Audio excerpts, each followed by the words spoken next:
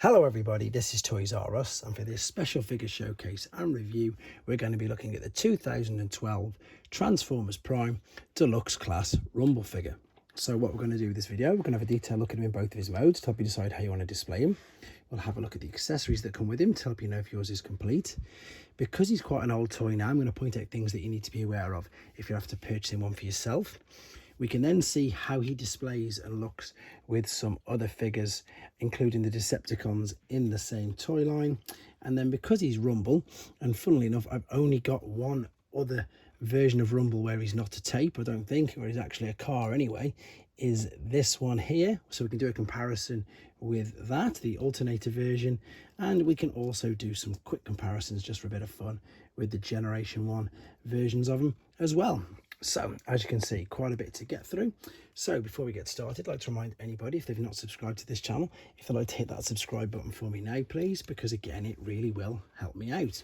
So, what we've got here then is Rumble as a car, as I say, and this is because it was taken from the Transformers Prime cartoon that was being aired at the same time. Now, the alternate mode isn't any sort of specific car, even in TF Wiki, it's just described as a blue compact car with, I suppose, translucent pink windows. We might as well start off by looking at the alternate mode, and it's not too bad. I mean, you can obviously see that where all the transformation process parts are coming along. I really like the translucent pink. I think it looks great. The wheels turn around, obviously, which you'd expect. Perhaps they could have done a different colour for inside, maybe on the alloys, but otherwise not too bad. We've got the Decepticon logo at the front.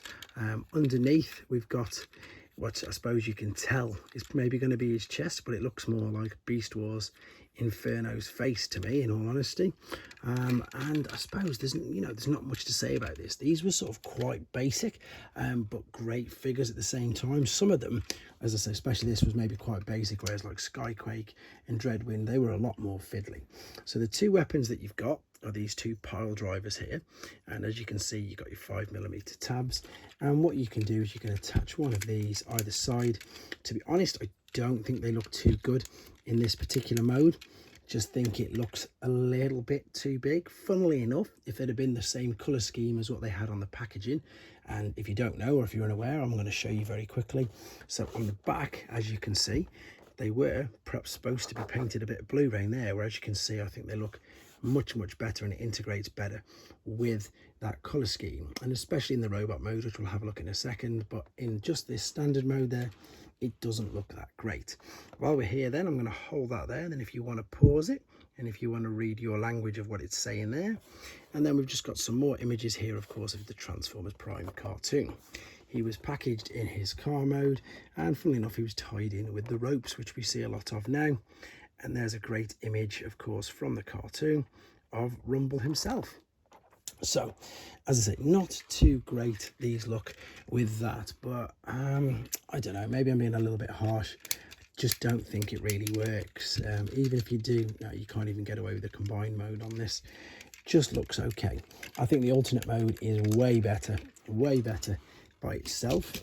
One thing that I wanted to show you, which I think I really liked with the Transformers Prime instructions, was the fact that you've got both ways. So you've got car to robot on the one side, and then you've got robot back to car on the other. With regards to the transformation process, that's going to be separately uploaded to keep the length of this video down and not to spoil it for people who perhaps don't want to see it and are thinking of getting one of these themselves.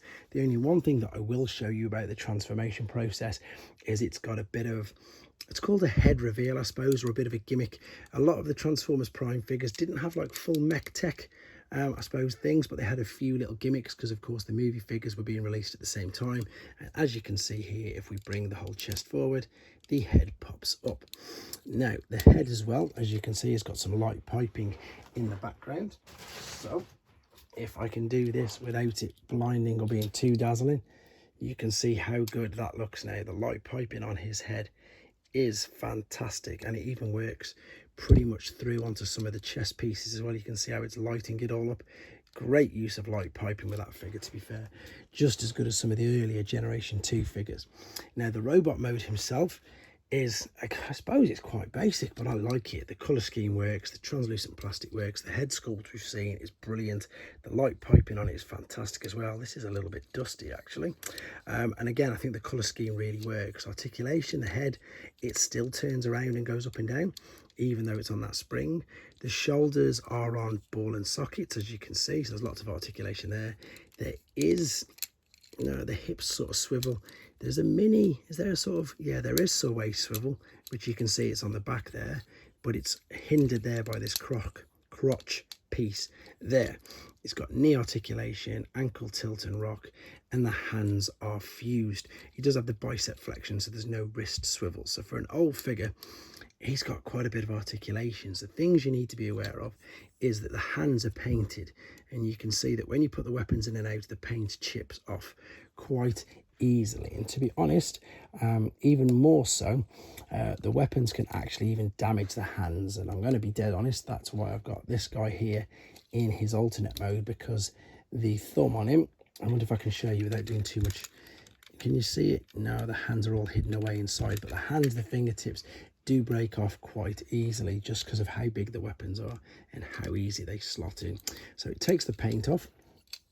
And let's put these pile drivers here. Now, when you put this in, and this is probably the reason why they're so big, and they look loads better when you do this. If you push that all the way down, it now looks integrated. So it looks like that's the way they should be, rather than with on this. And I think that's the main problem, because the tabs are so big, it sticks out too far.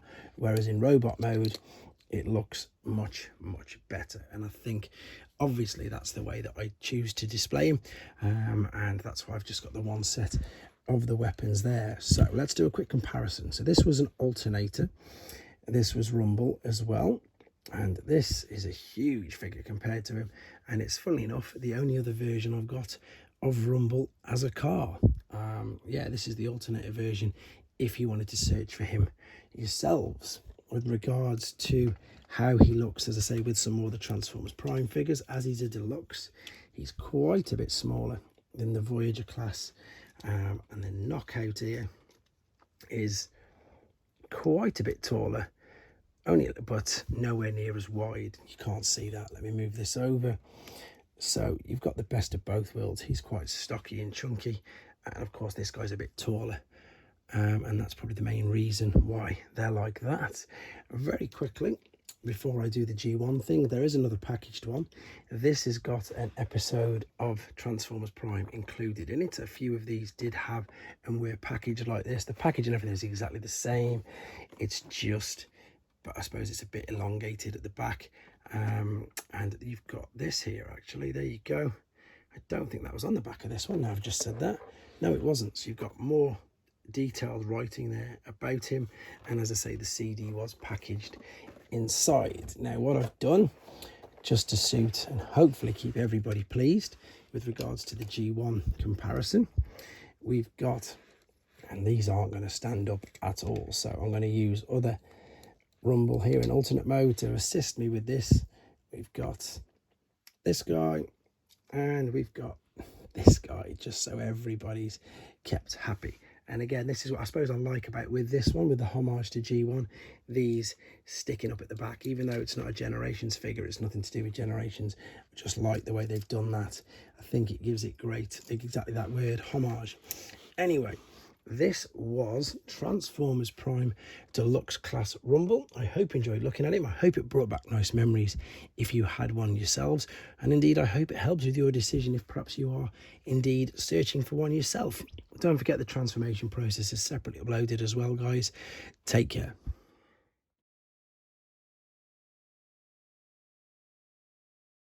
Thanks for watching. Like and comment. And don't forget to subscribe.